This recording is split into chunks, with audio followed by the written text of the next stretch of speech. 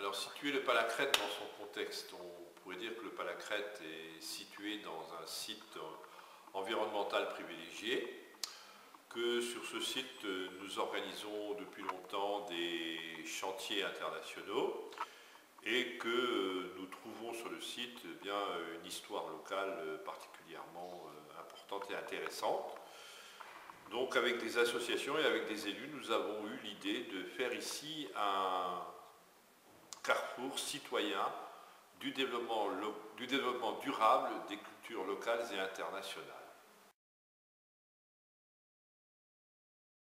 Alors, à partir de ce constat, nous est venue l'idée de mettre en place un centre de ressources dédié au développement durable, dédié aussi à toute la thématique internationale et dédié à l'histoire locale.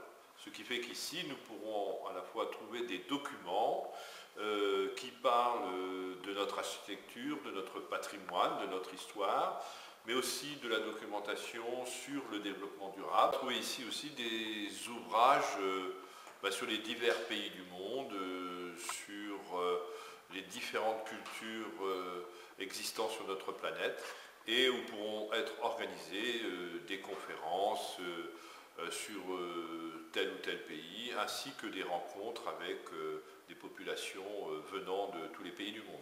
La particularité du projet Palacrète, c'est vraiment de développer des actions autour de l'éducation populaire, à savoir que l'on souhaite associer le public aux actions. Et dans le choix des ouvrages qui a été fait aussi pour le centre de ressources, cet axe-là est fortement mis en avant. On est beaucoup sur des guides, sur des modes d'emploi, sur des choses très concrètes, sur des expérimentations, sur du vécu, plus que sur des ouvrages généralistes.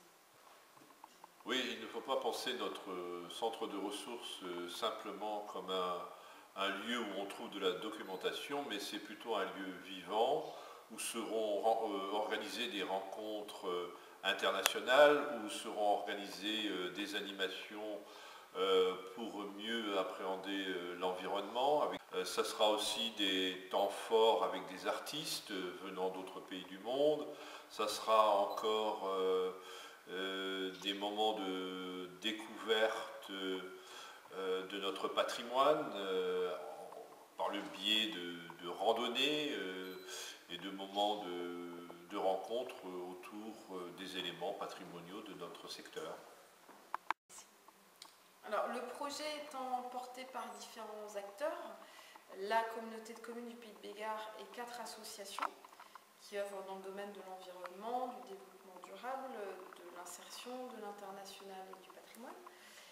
Tout ça méritait de mettre en place une coordination qui permet à la fois d'animer la concertation entre ces différents acteurs et d'organiser les activités qui se développent sur le site. Donc mon rôle sur le Palacrète, c'est d'être responsable du centre de ressources. Je serai amenée à apporter des conseils à des gens qui voudront mener des projets sur l'éco-construction, partir à l'étranger, ce type de projet-là. Et aussi, je serai amenée à monter des expositions pour animer le Palacrète tout simplement. Et à faire des projets avec les 4 associations, notamment là avec War Droit Nature. On fait la semaine sans pesticides au mois de mars, donc c'est en collaboration avec eux et le centre de ressources. Pour la fête de la nature, on va travailler également ensemble. Et voilà, ce sera des projets qui serviront à animer le Palacrète.